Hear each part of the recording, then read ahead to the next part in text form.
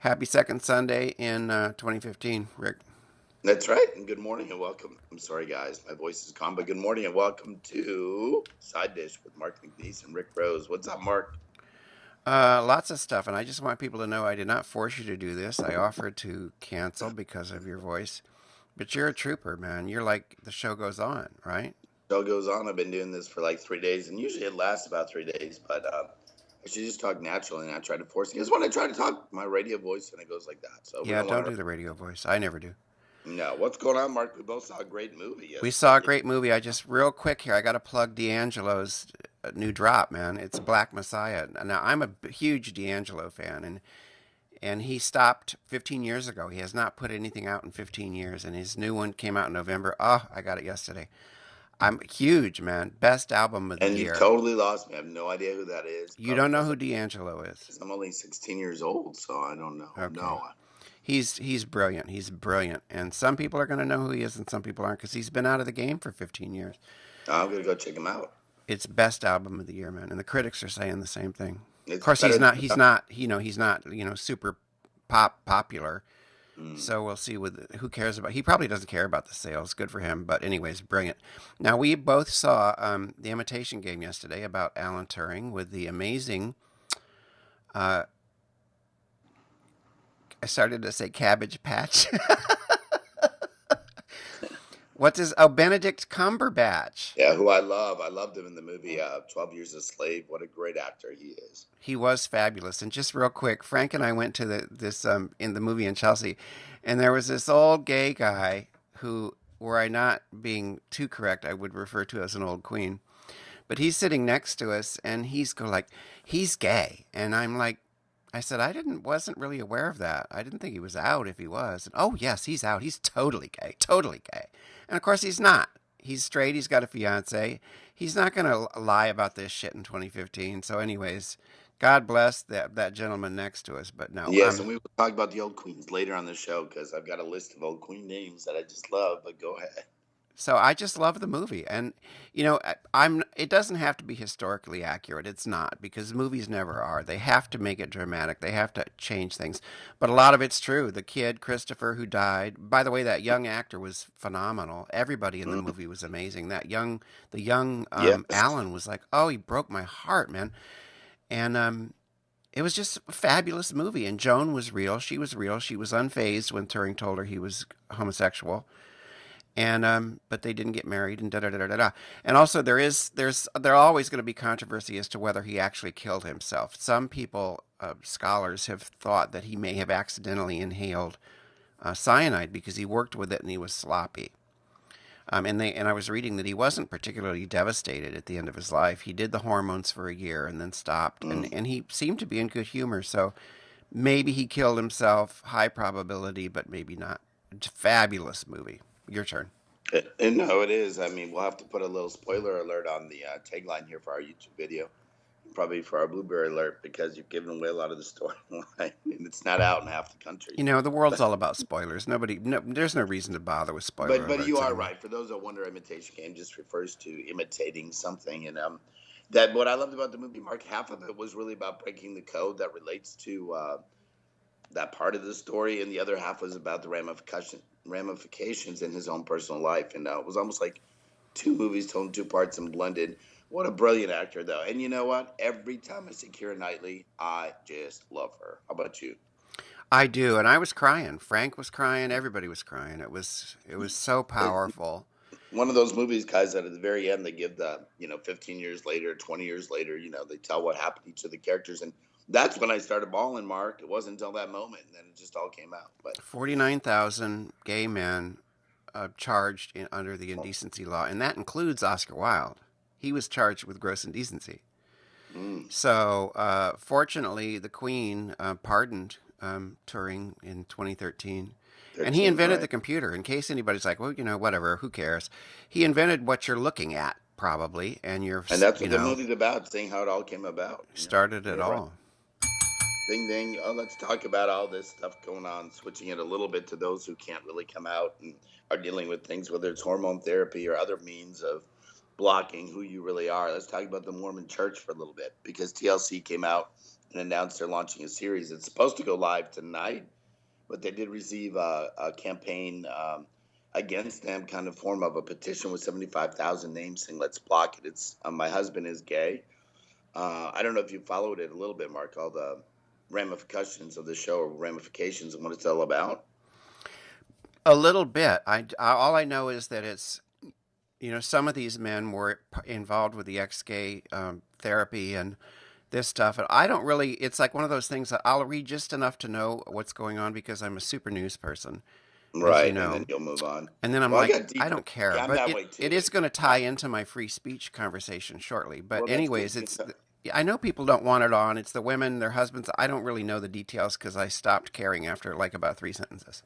Tell Right. me. If you read but if you go deeper, there are stories like this that take me deeper, and this was one that did, only because I've been following the works of Wendy Williams Montgomery, and we've invited her to be a part of our show too. She's a mom of a gay son in the LGBT/LDS world, and she has a website called MormonsandGays.com, and she's been working a long time on the issues of homosexuality within the LDS Church, where it's still not quote allowed. So this TV show, although fantastic in nature, following three gay men that are married to women in the LDS Church, and one single gay guy that's going around looking for a partner, so to speak, a woman partner, really goes deeper. And when you look at it, all the stuff that Wendy's written and other people have written about it, it's time for a change in the church. Last Sunday, I had a friend of mine who is Mormon over for lunch, and we talked about it. And in that church, they have a prophet who has two consultants, or two counselors, they call them. And then there's 12 apostles under him. Well, of those 12 apostles, in order for any doctrine to be changed in the church, in the LDS community, all 12 have to have a unanimous vote. It's not just a majority vote. So that being said, 11 of the 12 are like 70 to 80-year-old men, I believe. The one that she's got the ear of is one that is listening, is helping her, and actually is posting to the MormonandGays.com website. But it's pretty prolific. I was also reading a story of a guy named Clark Johnson who is LDS and gay, but kind of kept that part separate because of the beliefs of the church. And he actually auditioned and was in the original cast of the Book of Mormon on Broadway. So there was a story about him. Now he's totally out with his partner and totally comfortable with who he is. So in the community of LDS, my friend, I have a very dear friend that just got engaged to a guy and they're getting married. I think he has like 8 siblings, all brothers who are Utah firemen or police officers. That friend, Jason, and specifically, is living out life. And I think what you're going to see in that community is just coming out, dealing with it, and bringing that awareness. So I don't want to watch the show. It's sensational. It purports and it takes us back to a place we don't need to be. And I give credit to people like Wendy Williams Montgomery. Read her blog or her website, guys, mormonsandgays.com, for more information. There. Excellent, excellent. Hopefully she'll respond I hope to so. one of us. Speaking of that, well, not really speaking of that show, but the huge global news was Paris. And the terrorist slaughter of 12, well, it's 17 people altogether because it didn't stop there. But I believe it was Wednesday, the 2 brothers and an accomplice.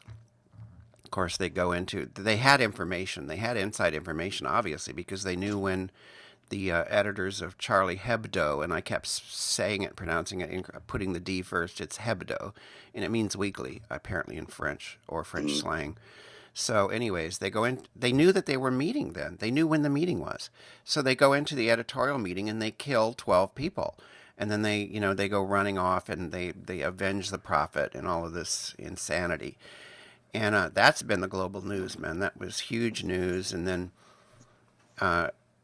today, I think 1 million people in France are marching in solidarity. And Our friend Robert Bradford, by the way, is one of them. He was in the play that Michael did that I directed, Ben Blimpie, the one that played. He lives over in Paris. Yeah, he'll be marching today.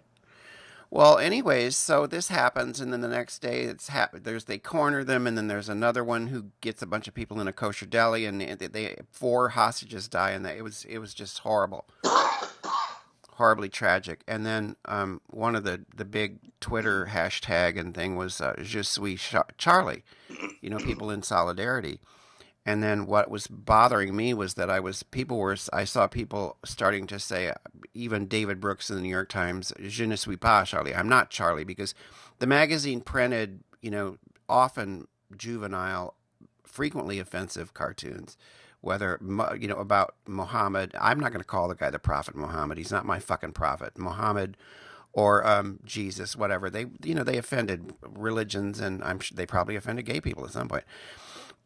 But I was watching people sort of saying, why are we defending this totally offensive publication? But that's not the point. That's not the point. The point Right, right. is they were killed for printing something. It's like being killed for saying something. They were murdered for acting on their right to free speech. It doesn't matter how offensive it is. So I want to say that up front. To me, there's no qualification whatsoever. They were murdered by religious fanatics, um, and so that's why I got really upset about it. I was really upset. And then I'm not gonna take too much time because I could talk for an hour on this subject, and it sort of it does bring in my husband's not gay sort of thing. I understand that it's a commercial enterprise and people have a right to say don't show this, don't put this on the air because it's a business. Mm, At the same time, I want to be very careful and not cross the line into trying to silence people because that's what interesting. happened. When you shoot Yeah. somebody in the head, that's the ultimate way of silencing them. I don't want to do that. And Mm, my personal thing, maybe I'm unorthodox or a heretic, but I don't really care with some of the stuff that's out there on the air. First of all, it's 20 in the age of 24/7 programming, 80% of it is shit. And I change the channel. So if they want to put on Duck Dynasty, I don't give a shit. I'm yeah. not watching it. I don't sign petitions, take this off the air because that's just who I am and how I feel about it. But I'm an adult. I'm 56. I know how to change the channel. I know how to turn the TV off. So people want to put stuff out there if they want to say horrible things, and it's kind of a fascinating topic because it's I gotta stop talk. I gotta shut up and let you talk. But No, no, I agree. It's interesting. I say things that are construed as conservative on Facebook, and I can always tell who's going to like them. My conservative Well, that's siblings. what you're stating now is certainly not conservative, but keep going. No, but I mean liberals. I consider myself a progressive, but I see so much silencing coming from the left. You can't say faggot. You can't say Mm, homosexual. You mm, can't say tranny. There's mm. like every year. Not that I want to, and the thing I want to be very specific and clear here. I don't use these words. I don't use the word faggot. I don't use the word tranny. But I don't like this sort of swarm, this Twitter swarm reality that we're living in with all this social media, where if you say one thing, a slip of the tongue, he's an actor. He's fat and funny, not Josh Rogan. Anyways, he called some guy a faggot, and he was being harassed by this paparazzi. Call him a faggot. I don't. It doesn't bother me.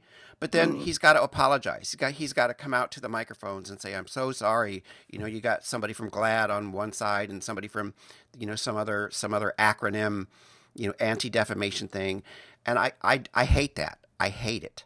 I Mm. do Well, I not think want to there's be. two cases. I do not want to be reeducated, and I'm not going to be. Yeah, I I'm think careful about my words. With if I had LGBT a voice, senior. I'd shut you up right now.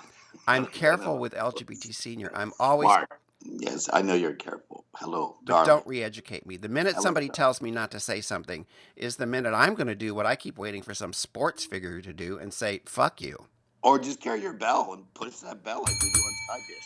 Shut up. I'm sorry, I get worked up about this because We'll I take don't this like conversation. silencing people, Well, we'll take this conversation off camera, not for the purpose of silencing, but but it's a because I'm good going over art. the top, right?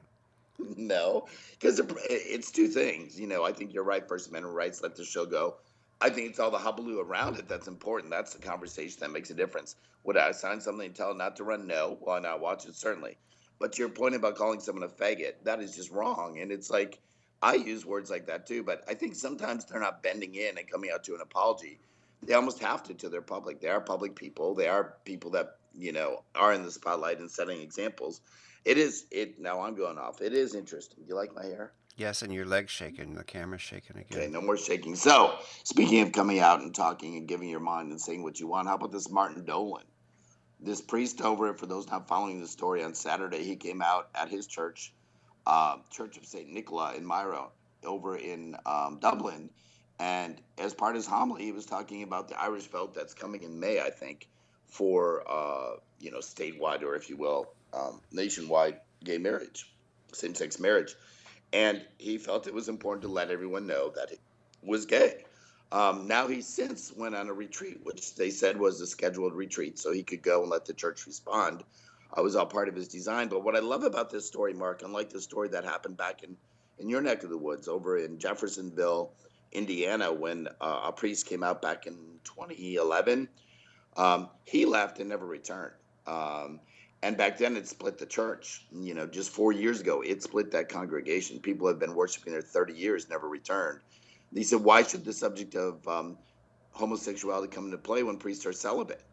And his response, this was Raymond Schaefer at the time, the priest, he said, you guys are so wrong. This is about my identity and who I am. It's not about who I sleep with or don't sleep with or I'm not allowed to sleep with. I'm not answering the question whether I've been celibate. Apparently, the dictates of the Catholic Church are it's okay as long as you've been celibate for 3 years and haven't practiced on your homosexual activities or whatever. So much of it is silenced, and I'm going down the wrong path there. But my point is how far we've come. Here we are in Ireland, and this priest giving his speech about his being gay or just working in his homily and got a standing ovation. What I'm finding interesting as of this morning, I took a little time in the green room before we went live to find out about the Pope's response, because as we know, about a year and a half ago, the Pope said we cannot condemn or judge our gay priests because we know they're out there. So it'll be interesting to see his response, but just how far we've come, Mark, and seeing where this announcement takes us will be interesting to follow. It will be. And, I don't like it when I get so worked up because I don't think that I express myself very clearly. You do. I don't You mean to do. do that. I mean, No, you do. And we're not going to have a conversation after the show about should I post this or not. It's oh no, it's going. getting posted, and I'm very, very sensitive to. I'm sensitive to my own sensitivities. I know, and I I'm, loved everything you said, Cliff. I Good just have stuff. a real thing about trying to silence people. And then I'll end on this with this topic. I said on Facebook Ding, that ding, ding. no, that I prefer to educate rather than to silence. That's Mm, my preferred reaction to things. If somebody uses the word faggot, I would rather educate them. I like Just that. like I've educated people in my life by simply living out as an out, open person. That's Hmm. how we change things. We just live I don't want to silence anybody. And if I can't educate you, I don't have time. I got to move on. I'm going to go somewhere else.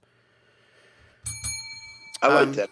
It's a good topic, Mark. It is. It's good stuff, and that's why I adore you, and that's why I like doing the show. It's good to stir the pot and think about things from different perspectives. Absolutely. Um, Florida. I'm going to close. yeah, I My can't last believe thing. how big that's gone. I know. Yeah, and it's like, oh, my marriage is like it's going to be the news until it's a settled issue nationally, but it was a big thing in Florida to finally have marriage equality in Florida. We're going to Key West in June. I love it there. Frank's dad, late father, lived there. His brother and a niece are there. And anyways, I was like, I was getting to where the point to where there's so many places I can go that where my marriage is 36 states now. It's like I don't really need to go to the other whatever 24. Um, so I'm really happy about Florida because we're going to Key West. Yeah, I know. And then you could get married again if you want. You could state hop now and get married in like 36 states or something. It's awesome. Okay, ding, ding, ding. My topic is drag queens. I've got moved by this because I think in our inclusivity on LGBTSR.com, you opened my mind when you did the interview with Lady Ellen to the fact that there are cross dressers. And when I was, I'm a big fan of Jeffrey Tambor's series. Hopefully, he'll win the Golden Globe this evening after the Packers win the playoff. Big day for a gay man. Got my sports and my entertainment all in one day. But anyway, that series opened me to the whole idea of we have to be open to cross dressers, drag queens, and all of that on LGBTSR.com, the website that you created. There's two great documentaries coming out about drag. One is called Beautiful by Night, and we will have Colette LeGrand as a guest of ours on our podcast somewhere down the line. But it follows the lives. It's a 30-minute documentary. It follows the life of Donna Persona, Colette LeGrand, and Olivia Hart, who are all in their 60s or 70s that work in the Tenderloin at Aunt Charlie's, which is the last remaining gay bar, if you will, which happens to be a drag spot in the Tenderloin. And so the movie talks about gentrification. It talks about this specific career, if you will, from the stories of those who have been doing it a very, very long time. Also, though, in Canada, they're doing a documentary called This Is Drag. A lot of the RuPaul's girls will be on it, but that one, Mark, is just the lead up to the World Pride contest in Toronto for drag. Um, and I think the art form's coming back. I think people are talking about it more than just you and I going down to see something at Queen Mary's over in Studio City. But They I want to end closed it. down. I want to end it on a positive note. If you all Google search and just go Google search and look for best drag queen name. There's a big contest out right now trying to determine the best drag queen names. And I want to drop 6 of them at you, Mark, and tell me which one you like. Okay, you ready? Okay. Cher Noble, Pat Dry, Tsunami, Ida Dunham, Helen Back, and Rubella. I like Ida Dunham and Helen Back. I did too. Kitty Porn's another. Frida Slaves, Georgia O'Keeffe, Hedda Lettuce, also one of my favorites. But yes, I'd have done them. There's a whole philosophy on how they pick names. There's a whole drag registry out there. Did you know that, where you can register your name so no one No, else I like grabs that. it? I got to look into that. Yeah, it's fun. Anyway, there's a contest out, guys. It's not a contest, but just go online and vote and tell us your favorite drag names. And listen to my podcast with Lady Ellen from Le Oh, Femme Finishing beautiful. School on Wednesday. Speaking of sensitivities, I was actually worried. Like, is anybody going to get pissed off because she's not trans, she's cisgender, she's straight, she's got a husband? Are they going to get upset? And I'm like, but I said to her, we need space for everybody on the planet. That's what I love about Everybody that on the interview. planet. Yeah. Yeah. So I think what she's done is great because most of her customers are 50 and older, 50 to 70. These old folks they're not 19-year-old genderqueers. They're from a different generation. They need this little window, this little space where they can be themselves. So I think it's very powerful. Well, and just to that point, I think it's Colette Legrand who we'll be talking about from Beautiful by the Night. She talked about by the time she was ready to do her operation, because she always wanted to be a woman, it was too late. So she just went out to live her life, left her wife and kids, and just lived her life as a drag queen, because at that point hormone therapy was not, going to work, or the changeover wasn't going to work. There are so many nuances to everyone's story, Mark, and everyone's journey is specifically different. And that's our goal at LGBTSR, and our goal with this show. Side Even dish. though it can be irreverent, we are inclusive. Yes. Okay. Now you take care of your voice and rest up. All right, and I'll talk to you in a little Happy bit. birthday. We'll be back in 2 weeks because you got a big whole birthday bash going on in Taking the Wisconsin. birthday off. I got my hair's not gross and greasy, guys. I put some product in it to make it nice and moist for the Wisconsin Northwoods. Okay. All right, Ciao. everybody. Bye. See you later.